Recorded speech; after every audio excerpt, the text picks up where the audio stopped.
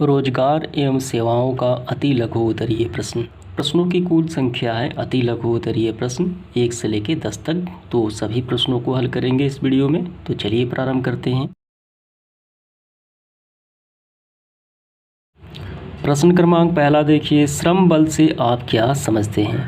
तो यहाँ पे हमें श्रम बल की परिभाषा करनी है। तो यहाँ पे ध्यान दीजिए, समाज में जो व्यक्ति वस्तुओं और सेवाओं का उत्पादन कर सकते हैं वे ही श्रम बल का निर्माण करते हैं। तो दैनिक जीवन में जब आप देखते हैं जो मज़दूर होते हैं, जो मज़दूरी करते हैं और अपनी आजीविका को चलाते हैं, पैसे कमाते हैं, तो जिस बल से वो मज़दूरी करते हैं वो उनका जो बल है वो कहलाता है लेबर फोर्स यानी श्रम बल। तो श्रम बल में वे भी आ जाते हैं जो कार्य करने योग्य हैं, ठीक है, वो भी आ जाते हैं, या वास्तविक तौर पे वो आर्थिक क्रियाकलाप में लगे भी हुए हैं या मजदूरी भी कर रहे हैं, वो श्रम बल में आ जाते हैं। तो इसकी परिभाषा आप चाहें तो ये भी लिख सकते हैं। तो यहाँ देखिए, श्रम बल यानी लेबर फोर्स, श्रम बल का उन लोगों की संख्या को दर्शाता है जो काम करने के लिए इच्छुक होते हैं या वास्तव में कार्य कर रहे हैं, तो वो कहलाता है श्रम बल। इसके बाद देखिए दूसरा प्रश्न, श्रम बल तथा कार्यबल में अंतर कीजिए। तो ये रहा दोनों में अंतर। श्रम बल उन लोगों या व्यक्तियों की संख्या को दर्शाता है जो काम करने के लिए इच्छुक होते हैं या वास्तव में काम कर रहे हैं।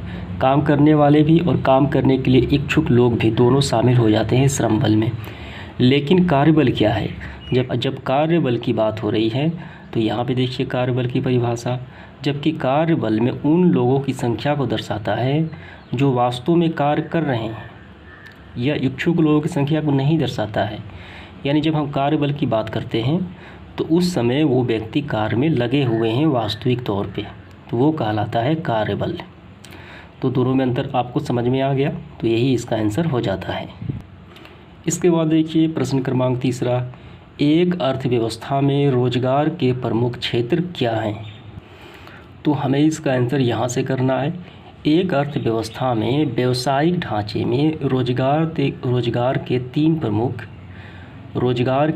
प्रमुख क्षेत्र होते हैं। पहला होता है प्राइमरी, ठीक है, सेकेंडरी और ये थर्ड क्षेत्र, प्राथमिक, द्वितीयक और तृतीयक क्षेत्र। तो यहाँ तक ही लिखना है, लेकिन आपको ये भी जानना होगा कि प्राथमिक क्षेत्र में कौन कौन से आते हैं। तो आइए इसके बाद देखते हैं चौथा प्रश्न, तृतीयक क्षेत्र में यानी तृतीयक क्षेत्र के अंतर्गत कौन कौन सी सेवाएं को सम्मिलित किया जाता है। तो यहाँ देखिए हमें यहाँ से आंसर करना है। तृतीय क्षेत्र में जो सेवाएं हैं, पहला है परिवहन, संचार, भंडारण, व्यापार, बैंकिंग, बीमा तथा अन्य सभी प्रकार की सेवाएं आती हैं और इसे सेवा क्षेत्र भी कहा जाता है। यहाँ व्यक्ति किसी न किसी रूप में सेवा देते हैं, ठीक है, तो ये कहलाता है तृतीय क्षेत्र यानी सेवा क्षेत्र।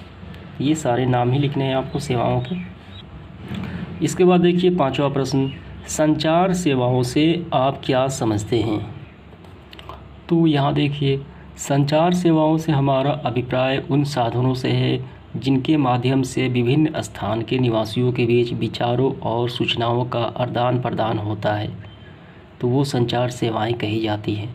उदाहरण के तौर पे पहला देखिए समाचार पत्र, डाक सेवा, टेलीग्राफ, टेलीफोन, रेडियो, ये सारी क्या हैं, संचार सेवाएं कही जाती हैं। तो ये इसका आंसर हो जाता है।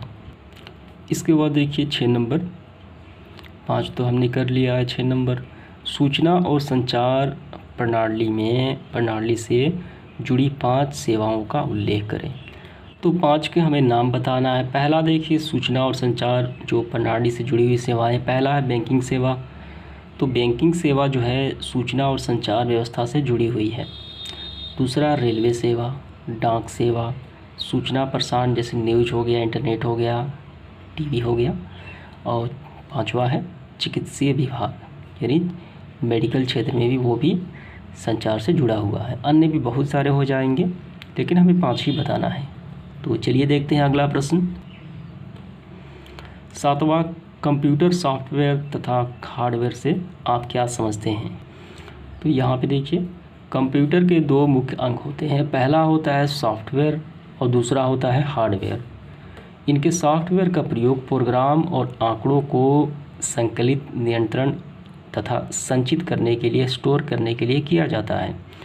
कंप्यूटर का भौतिक भाग जिसे हम स्पर्श कर सकते हैं वो हार्डवेयर के नाम से जाना जाता है। सीधे आपको यही समझना है, जिसे हम स्पर्श कर सकते हैं वो हार्डवेयर है, जिसे स्पर्श नहीं कर सकते हैं वो सॉफ्टवेयर है। 8वां प्रश्न देखिए, आउटसोर्सिंग किसे कहते हैं? ये रहा, जब कोई कंपनी अपने उत्पाद से संबंधित सेवाएं अन्य स्रोतों से प्राप्त करती हैं उसे आउटसोर्सिंग की संज्ञा दी जाती है। जैसे यहाँ पे देखिए, एक विदेशी जो प्रकाशक है, फर्म द्वारा अपनी पुस्तक के डिजाइन, छपाई आदि का कार्य हमारे देश में करवाना आउटसोर्सिंग का उदाहरण कही जाती है।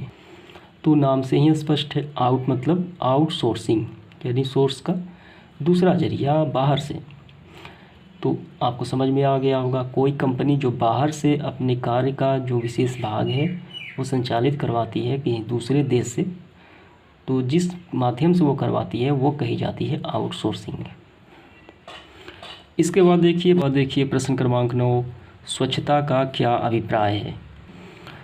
तो स्वच्छता का संबंध नालियों तथा कूड़े की सफाई, शौचालय, समझना है कि साफ़ सफाई को क्या कहा जाता है? स्वच्छता कहा जाता है, यानी गंदगी ना फैला हो। तो इसके बाद देखिए सेशन का आखिरी प्रश्न क्रमांक 10, प्रारंभिक शिक्षा क्या है? तो ये रहा, प्राइमरी एजुकेशन, प्रारंभिक या प्रारंभिक शिक्षा। तो क्या है ये? तो इस तरीके से आपको आंसर करना है, प्रारंभिक शिक्षा। 6 से 11 वर्ष की बाल शिक्षा को प्रारंभिक शिक्षा कहा जाता है, जो आधारभूत कौशल सिखाती है। हमारे देश में 14 वर्ष तक के बच्चों को अनिवार्य एवं निःशुल्क शिक्षा का प्रावधान है। तो यही होती है प्रारंभिक शिक्षा की परिभाषा।